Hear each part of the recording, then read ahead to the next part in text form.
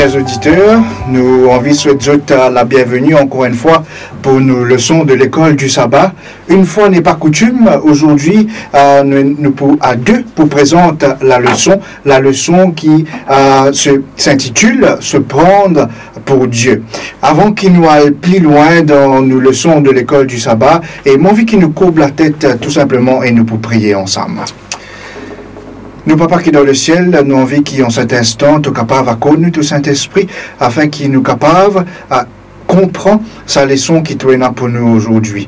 Et nous demandons, Papa, qui sa leçon-là capable de faire, à ce qu'il nous approfondit nos relations avec toi, et qui, en ce moment, alors qu'il nous peut partage sa leçon-là, alors qu'il nous peut écoute la leçon, qu'il nous l'éclaire et nous l'esprit capable de tourner vers toi.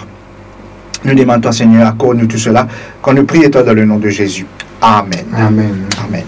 Effectivement, nous avons aujourd'hui le pasteur Rajiv avec nous. Pasteur Rajiv, bienvenue et content de ce qu'il nous paye à l'occasion pour partager sa leçon-là ensemble. Et voilà. Merci, pasteur Daryl, ça fait plaisir, moi aussi, de partager cette leçon avec toi. Et comment tu peux trouver, donc la leçon est quand même un petit peu tortueux cette semaine-ci. Effectivement, nous pour cause aujourd'hui d'ailleurs la leçon, le titre nous le dit si bien, nous pour cause à se prendre pour Dieu. Nous capables d'essayer de réfléchir un petit peu sur la question, nous pour cause à se prendre pour Dieu, nous pour cause de l'orgueil. Et pasteur Rajiv, qui te pense qui l'orgueil? Comment est-ce que nous sommes capables de définir l'orgueil? Ah, ben, justement, la plus grande définition de l'orgueil, nous trouvons dans le titre, se prendre pour Dieu. Ah. Donc, être au-dessus de tous, être au-dessus de toutes choses. Donc, me penser que c'est l'expérience, si nous pas faire nous-mêmes, nous trouve cela autour de nous. Effectivement. Et mon envie ramène à peut-être une définition un petit peu plus terre à terre avant qu'il nous rentre dans le débat théologique, dans ce que la leçon peut dire à nous. Et le dictionnaire de Larousse et Mopoliali avec d'autres dit à nous que l'orgueil est un sentiment exagéré de sa propre valeur, une estime excessive de soi-même et qui porte à se mettre au-dessus des autres. Et c'est là qu'effectivement, nous retrouvons dans le titre, se prendre pour Dieu, quand il y a un certain monde qui essaie de mettre lui au-dessus des autres et qu'il essaie de prendre la place de Dieu. Avant qu'il nous aille plus loin, et pasteur Rajiv, laisse-nous guetter un petit coup, qui nous verset à mémoriser à Pédianou aujourd'hui. Nous trouvons dans Ésaïe, le chapitre 25, le verset 9, quand il dit à nous, en ce jour, l'on dira, c'est notre Dieu, en qui nous avons confiance, et c'est lui qui nous sauve. C'est l'Éternel en qui nous avons confiance. Soyons dans l'allégresse et réjouissons-nous de son salut. Quand nous parlons de l'orgueil, la leçon pour raconter une histoire intéressante qui illustre un petit peu cet orgueil. Et il y a un autre exemple qui me tient envie de partager avec Zot, et c'est l'exemple de un filtre qui nous est dans nos caméras. Moi, pas connais pasteur Rajiv, si tu nous as remarqué, parfois quand nous essayons de prendre un selfie, nous trouvons que les images qui peuvent projeter sur le téléphone, les paraissent plus jolies que ce qui nous était en réalité. Comment dire que filtre là élimine tous nos défauts et finalement les nous peut guetter dans la caméra nous dire comme ça moins joli du monde, ou alors sinon aller un petit peu plus loin nous dire comme ça moi plus joli que tous les autres. Est-ce que cela pas déjà arrive nous quand nous dire comme ça nous sommes un petit peu plus supérieurs que les autres, capables non seulement dans l'aspect physique mais nous sommes capables de rétrouviller dans le travail, nous sommes capables de dire comme ça, moi, mon travail, moi, j'ai un bon poste de travail, moi, j'ai beaucoup d'argent, mon sentiment un petit peu supérieur aux autres. Ou, si tu permets-moi, pasteur Rajiv, nous dépasser, peut-être nous déjà rencontré cela aussi, que peut-être certains d'entre nous, nous avons un poste un petit peu plus important dans l'église et nous dire comme ça, moi, j'ai tel poste. Et mon sentiment un petit peu plus important que celui qui, par exemple, peut laisse-nous dire un simple membre d'église. Qui te pensait? Oui, effectivement, comme vous finissez tout à l'heure là, c'est pas une chose. L'orgueil, c'est quelque chose que nous fait l'expérience, soit nous-mêmes, soit nous trouve autour de nous. Et effectivement, ce sont les choses qui nous trouvent, qui nous witness, qui nous voient régulièrement autour de nous. Et peut-être la leçon permet-nous à réfléchir, permet-nous à poser cette question: est-ce qu'il y a de l'orgueil à l'intérieur de moi? Est-ce qu'il Mobizin travaille cet orgueil, parce qu'il nous peut trouver à travers ces histoires qu'il a le champ de nous que l'orgueil amène nous. Ok?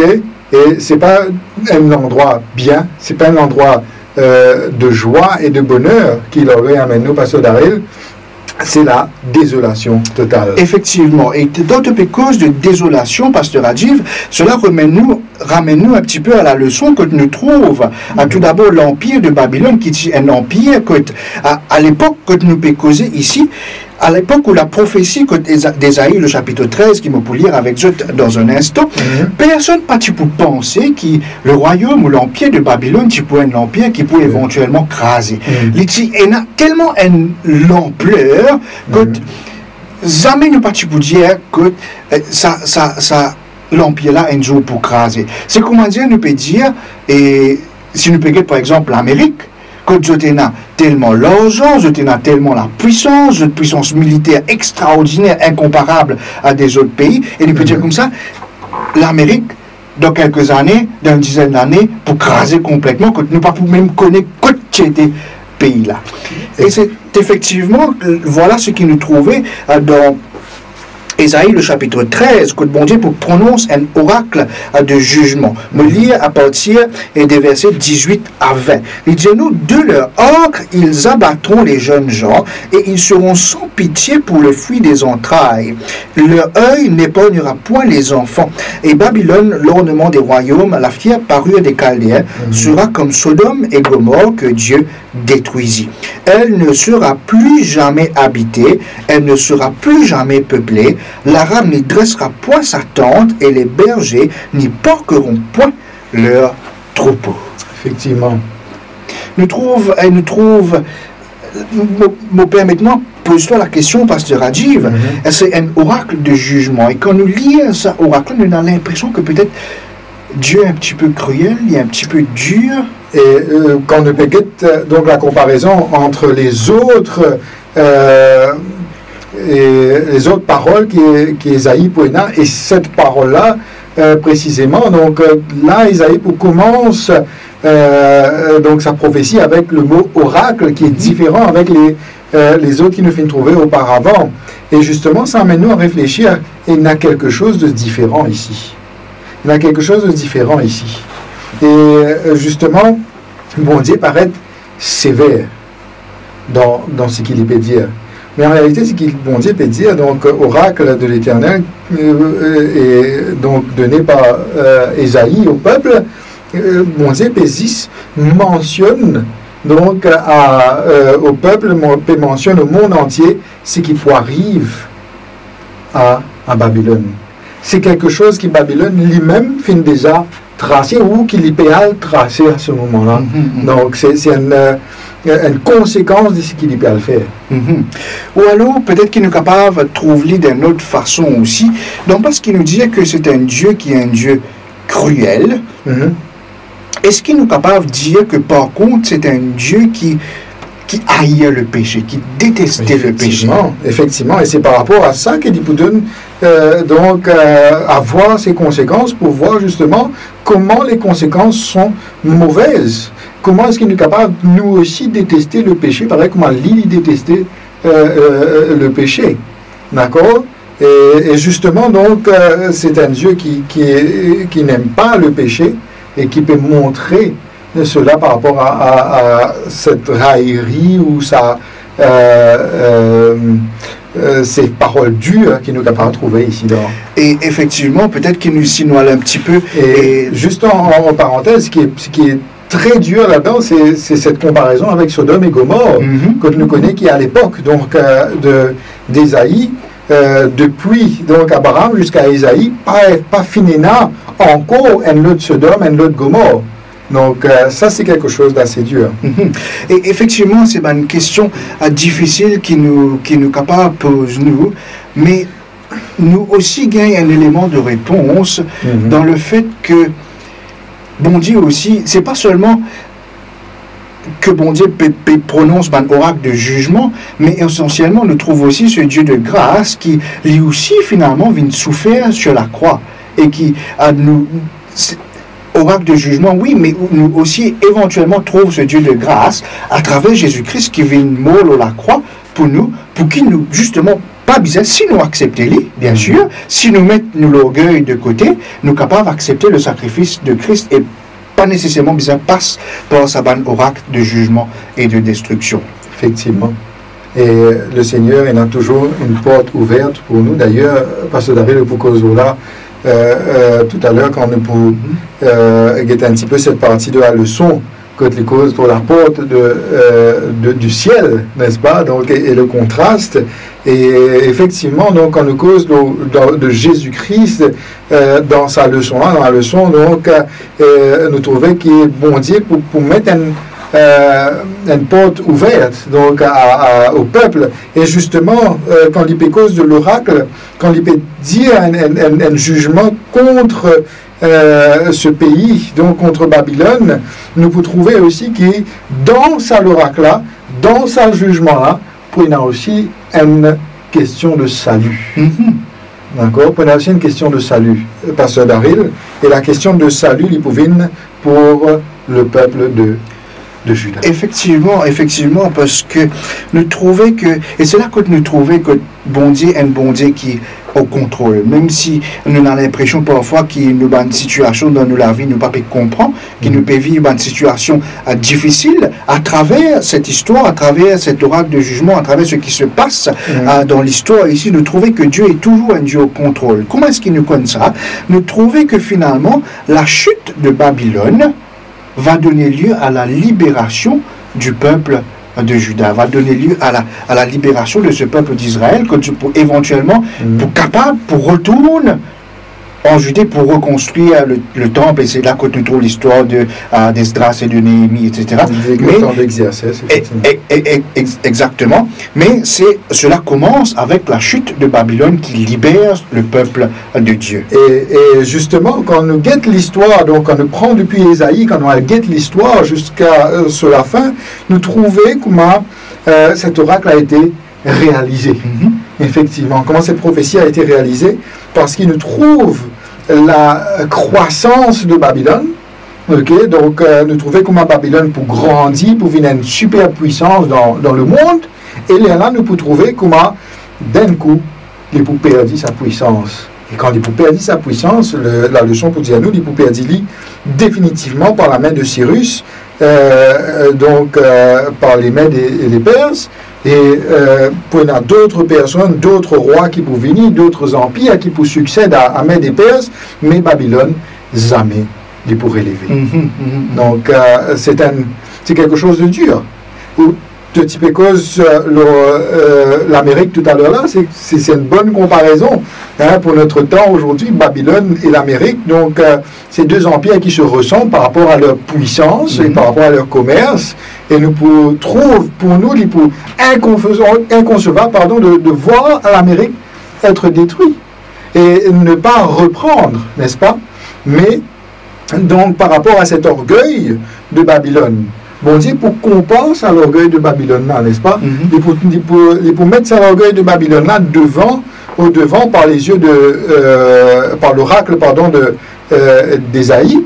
Et ça l'orgueil là, donc il peut dire comme ça, voilà la conséquence de cet orgueil, voilà la conséquence des rois orgueilleux, donc qui mossent l'ossassimé là, donc il y a seulement vers la perdition. Si nous continuons notre orgueil, si nous continuons ce chemin de l'orgueil, il n'y a aucune solution.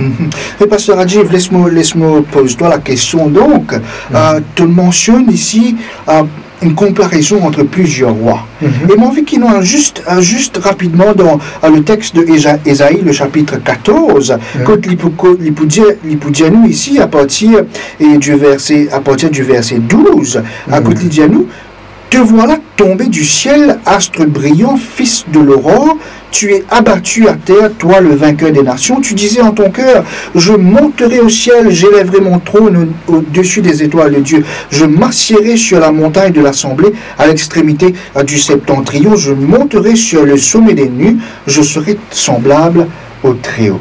À qui est-ce que Ésaïe peut faire référence ici, Pasteur Adjir? Apparemment, quand nous péguette un petit peu donc le contexte de l'histoire, l'IP semble-t-il appartient donc du roi qu'il y en a en main en ce moment, donc Tiglath-Pileser, cause de tous les rois, mais aussi pas seulement du royaume céleste, pas aussi du sphère terrestre, du royaume terrestre, du sphère terrestre, mais semble-t-il qu'il est cause aussi de quelqu'un venant du ciel. Ah, est-ce qu'il y en a donc un exemple de quelqu'un de ce royaume céleste à qui nous capables applique à ces versets d'Ésaïe?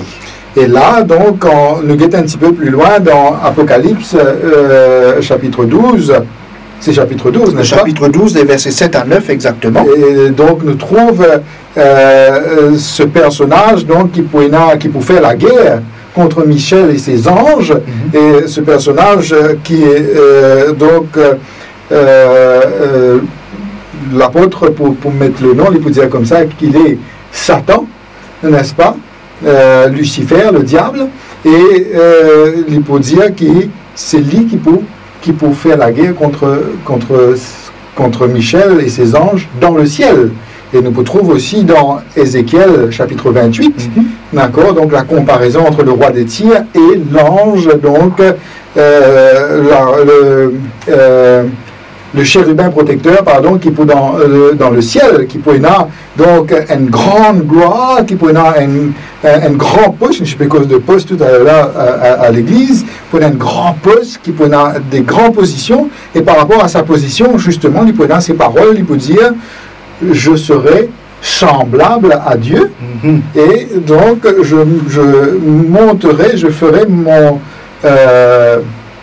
mon trône au-dessus du trône de Dieu. Effectivement. Et ce qui est intéressant ici avec Ésaïe, nous le trouvons dans les chapitres précédents, dans les leçons précédentes, qu'il semblerait qu'il y en a une double application de ces versets, de ces prophéties. Qu'il y en a une application et dans le contexte immédiat du temps d'Ésaïe, mais aussi il y en a une application qui aille au-delà. Il ne faudrait pas aussi qu'il nous oublie, Pasteur Adjir, qui nous pas seulement des êtres physiques dans un monde physique, mais qui nous aussi au centre d'un conflit cosmique entre Dieu et Satan. Et c'est là un peu que nous trouvons sa application, sa signification autre que le contexte immédiat. Figuré. Et figuré, exactement. Et justement, donc, nous formons partie dans cette dimension spirituelle, bien qu'il ne nous pas trouve nous connaît, la Bible fait nous connaître, il y a un ange qui est autour de nous, que ce soit les bons anges et aussi les mauvais anges, qui donc faire quelque chose dans tout ce qu'il nous fait, qui a un impact dans tout ce qu'il nous fait. Et là, quelque chose, et là, moi, j'ai envie de transitionner à le prochain point, Pasteur Adjir, nous finir lire le texte ici, écoute, il peut dire, tu disais en ton cœur, je monterai au ciel, et j'élèverai mon trône au-dessus des étoiles de Dieu. Au verset 14 ici, il dit à nous, je monterai sur le sommet des nues, je serai semblable au Très-Haut. Nous comprenons ici que c'est Satan, effectivement, qui a envie de sortir d'une position plus bas pour qu'il monte ou il élève lui vers un certain statut, au statut de Dieu. Effectivement, nous trouvons dans l'histoire de la tour de Babel, quand Banzom, effectivement, c'est ce qu'ils ont pu faire. Je tire un monument, un tour de la terre pour monter vers Dieu. Et c'est élève vers Dieu. Comment dire, je te dis comme ça, mais nous capables de faire cela, nous pas besoin de bon Dieu, par ma force, exactement, exactement. Mais nous trouve quelque chose d'intéressant, et c'est là que la comparaison qui était mentionnée plus tôt, de la porte du ciel, c'est ce qu'il a le son pour dire nous, ce Bab Ili, quand nous gagnons le nom de Babel, effectivement. Mais nous comparons cela avec le rêve de Jacob. Qui est arrivé dans le rêve de Jacob, c'est que tout simplement, Jacob fait un rêve, quand il trouve une échelle qui sortit du ciel et qui descend vers la terre. Et c'est une comparaison intéressante parce que quand nous peut cause de l'orgueil, nous trouvons que c'est l'homme qui essaie d'élever vers un statut qui est plus près de Dieu, un statut meilleur, un statut plus parfait. Alors qu'il a, dans le rêve de Jacob, nous trouvons que c'est Dieu, ou à travers cette échelle, qui descend vers l'homme. Un statut que, bon Dieu, parfait, il est tout puissant, il y en a tout ce qu'il est capable d'imaginer qu'il en vient à lui, et finalement, il est sorti de ce statut de perfection et il vient vers un monde imparfait, et il descend vers nous. Est-ce que ce n'est pas une image extraordinaire, Pasteur Adji? C'est tout le contraire de l'orgueil. C'est tout le contraire de l'orgueil. C'est donc, si nous pouvons avoir une définition, donc, pour montrer qu'est-ce qui est contraire de l'orgueil. D'ailleurs, le contraire de l'orgueil, c'est l'humilité. L'humilité, exactement. L'humilité, donc, et justement, c'est ce qui nous trouve, donc, bon Dieu faire à ce moment-là. Dieu descend vers l'homme. Et là, nous trouver que nous étions, que nos positions étaient, que la position de Dieu était. D'accord? Dieu s'humilie. Et les Boudianos, dans certains textes aussi, certains passages de la Bible, Dieu s'humilie jusqu'à devenir notre serviteur. Et les Boudianos, notre serviteur jusqu'à la mort. Jusqu'à la mort. Effectivement, effectivement. C'est un message extraordinaire, chers amis, d'un Dieu qui est tout, qui est tout puissant, qui connaît tout quelque chose, et parce qu'il est tellement content de nous, c'est par amour, Pasteur Adji, n'est-ce pas, qu'il y fait cela, qu'il descend vers nous pour qu'il nous capables gagne la vie éternelle qui nous pas mérité. Et là aussi, quelque chose d'intéressant, l'orgueil, c'est l'amour excessif de soi, et l'humilité, surtout l'humilité de Dieu, c'est l'amour qui, bon Dieu, si nous capables d'aller excessivement pour nous. Exactement, exactement. L'amour excessif de l'autre. Parfois même, au dépend de soi-même, parce qu'il nous rappelle que Christ, par amour pour nous, fit mourir la croix pour qu'il nous capable de gagner la vie éternelle, pour qu'il nous capable de gagner le salut. Donc la question peut-être en conclusion, Pasteur Adji, c'est comment est-ce que nous capables, de façon pratique, laisse-nous cause pratique dans l'application de cette leçon, comment est-ce que nous recevons le salut, comment est-ce que nous capables de venir à Christ aujourd'hui? Moi, je pensais qu'il est puisqu'il nous fait cause de ça même durant cette leçon, je pensais que le plus grand problème pour qu'il nous capable de venir à Christ, c'est l'orgueil. Et si nous sommes capables de dépouiller nous de nous-mêmes, si nous sommes capables d'accepter notre état de pécheur, si nous sommes capables de dire que nous, en nous-mêmes, nous ne sommes pas capables de faire rien, et nous bisons un sauveur, humiliez-nous et venir devant le Seigneur pour demander son aide et accepter l'aide de Dieu avec toute humilité, je pensais qu'il donc, mon Dieu, ne pas penser, mais sûr, mais on a la certitude qu'il mon Dieu pour accepter cette prière. Merci beaucoup, Pasteur Adjiv. Et nous pouvons cet appel, est-ce qu'ils sont disposés en cet instant pour venir à Christ en toute humilité, à nous dépouiller de tout notre orgueil, toutes les affaires qui empêchent nous de venir à Dieu pour recevoir le salut. Est-ce qu'ils sont disposés pour faire cela à ce matin? Monsieur est certain que cette leçon peut pousser nous à réflexion, et alors qu'il nous peut réfléchir ensemble, Pasteur Adjiv, est-ce qu'il te content qu'il nous prie ensemble pour nous conclure? Effectivement. Merci, Pasteur Daryl, à nous prier ensemble. Papa qui est dans le ciel, nous avons la joie aujourd'hui de te connaître et de connaître cette grâce qui te envoie vers nous. Papa nous connaît qui nous pas mérite lui, mais parce qu'il te fait un grand amour pour nous, te donne-nous lui quand même. Et te fait dire à nous, Papa, si nous croyons dans toi, si nous dépouillons de nous-mêmes et si nous venons vers toi sincèrement, tu es fidèle et tu es juste pour nous accepter.